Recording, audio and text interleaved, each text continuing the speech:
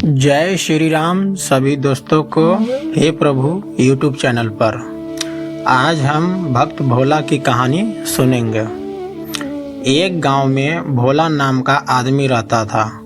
अपने नाम की तरह वह भोला था। न तो वह चालाकी करने का हाल जानता था और न उसको किसी की चालाकी समझ में आता था। हर एक काम को वह बहुत साधारण तरीके से करता था। भोला भगवान को मानने वाला था। वह जंगल में लकड़ियाँ काट कर गुजर बसर किया करता था, लेकिन वह गरीब वह बहुत था और वह झोपड़ी में वह अकेला ही रहता था। सप्ताह में एक बार मंदिर जाया करता था। एक दिन उसने देखा कि भगवान के मूर्ति के सामने बहुत दीपक अथवा अगरबत्ती जल रहे हैं, जिसके कारण हर तरफ धुआं ही धुआं हो गया था। उसे देख भोला भक्त सोचने लगा कि भगवान, यह तो बहुत यादती है कि प्रभु आपकी आंखें जल रही होगी, सांस वह घुट रही होगी। आप ऐसा करो प्रभु कि आज आप मेरा घर चलो। आज लकड़ी बेचकर अगर प्राप्त धन मिल गया तो उससे हम दोनों का खाने का प्रबंध हो जाएगा। उसके भोलेपन और साफ हृदय को देखकर प्रभु उसके सामने साक्षात प्रकट हो गए और बोले, ठीक, तुम जाकर भोजन बनाओ। जब बन जाए तो मुझे बुला लेना, मैं यहाँ आ जाऊँगा। इसके बाद वह खुशी खुशी घर गया। फिर भोला भक्त खुशी खुशी घर गया, भोजन की तैयारी करने लगा। जैसे ही भोजन की तैयारी हो गई, उसी वक्त वह मंदिर की तरफ भगवान को बुलाने के लिए चल पड़ा।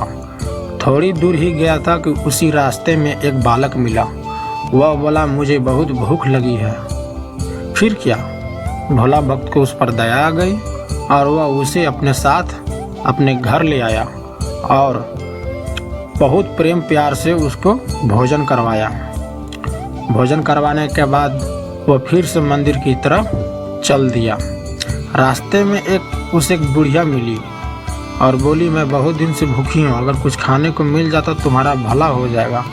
वो फिर से उसे अपने साथ घर ले गया और उसे भोजन खिलवाया और आशीर्वाद प्राप्त किया। अब भोले का घर का राशन खत्म हो गया तो वह लाला की दुकान पर राशन लेने गया। जैसे ही उसने अपना सारा वृत्तांत लाला को बताया तो वह उस पर हंसने लगा कि भगवान वो कभी कैसे किसी के घर खाना खाने आ सकते हैं। भोले भक्त बहुत मजाक उड़ाने के बाद उसने कुछ काम अपने दुकान पर तय करवाया और उसके बदले राशन उसको भोले को दे दिया। राशन लेने के बाद घर में खाने की तैयारी करने लगा। जैसी ही तैयारी खाना हो गया, फिर वह मंदिर की तरफ चल पड़ा। रास्ते में फिर एक बूढ़ा आदमी भूखा बैठा था। फिर वह तीसरी बार उसको घर ले आया और उसको बहुत प्रेम से भोजन खिलाया। कुछ राशन शेष बचा था। वो फिर चला भगवान को बुलाने और आखिरी मंदिर में पहुंच ही गया और भगवान को न्योता दे दिया और बोला कि भगवान, चलो, घर में खाना तैयार है, चलो मेरे साथ। प्रभु उसने देख प्रभु बोले कि भोले, मैं तो भोजन 3 बार खा चुका हूँ। भोला भक्त बोला कि हे भगवान, आपको तो मैंने खाना खिलाया नहीं, मैं तो मंदिर अभी ही आया हूँ। भगवान बोले कि जो एक बच्चे, बूढ़ी माता और एक बूढ़े व्यक्ति को जो तुमने खाना खिलाया, वह असल में मुझे ही तो खिलाया है और अब मेरा पेट भर गया है। भगवान ने उसे बहुत समझाया, पर लेकिन वह भोला भक्त समझ नहीं पाया। भगवान उसका दिल रखने के लिए उसके साथ चल पड़े। घर पहुँचने के बाद भगवान बोले, चलो, मैं एक शर्त पर खाना खाऊंगा। भगवान ने उसे बहुत समझाया, पर लेकिन वह भोला भक्त समझ नहीं पाया। भगवान उसका दिल रखने के लिए उसके साथ भोला भक्त बोला, प्रभु कौन सी शर्त है, तुम्हें मेरा साथ खाना पड़ेगा। तो फिर भोला भक्त और प्रभु एक ही थाली में खाने लगे। जैसा ही प्रभु खाना खा ही रहे थे, वैसे ही भोला के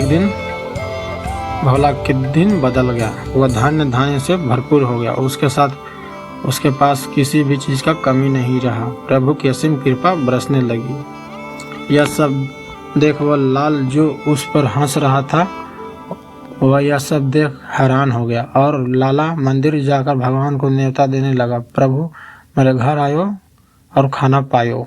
प्रभु उसने बोले कि तुम घर जाकर प्रबंध करो और जब बन जाए तो मुझे बुला लेना। लाला हंसता हंसता घर आया और अपने नौकरों से बोला कि मंडप की तैयारी करो और 36 प्रकार का बढ़िया भोजन बनवाएं। और उसके मन से थोड़ा सा अभिमान वह आ गया था कि मैंने तो भोला से अच्छे पकवान बनवाए, भगवान मुझ पर ज़्यादा प्रसन्न हो गए। यह मन में सोचकर घर से भगवान को बुलाने के लिए चला था कि रास्ते में वो बच्चा, बूढ़ी औरत और बूढ़ा आदमी मिले। उन सभी को उस खाना मांगा और बोला कि हमें भूख है। लाला ने अभिमान चक्र में सबको ठुकरा दिया और आखिर मंदिर में जा पहुंचा। भगवान के बोलने लगा कि प्रभु चलो, खाना तैयार है। प्रभु उसे तबे बोले, पहला तुमने हमारा 3 बार तिरस्कार किया और अब खाने के लिए पूछ रहे हो। वो चाचा, बूढ़ी औरत और बूढ़ा आदमी में से तो था जिसे तुमने दुष्कार दिया था। फिर क्या हुआ? लाला निराश हो गया और भगवान के मूर्ति फिर समा गए। इस पूरी कहानी के देखकर हमें यह पता चलता है कि कभी अभिमान व्यक्त होकर किसी को ठुकराना नहीं चाहिए। जैसे ही रहमान जी कह गए, रहमान इस संसार में सबसे मिलेद है। न जाने किस रूप में नारायण मिल जाए और जीवन में सरलता से भगवान की प्राप्ति हो सकती है। जैसे धना भक्त भोला भक्त की तरह। तो इसीलिए हम सबको सरलता और जीवन व्यक्त करना चाहिए और प्रभु का सिमरन करना चाहिए। वैसे ही जो व्यक्ति गुणवान अथवा विचारों वाला होता है, ज़्यादातर भगवान उससे प्राप्त होते हैं।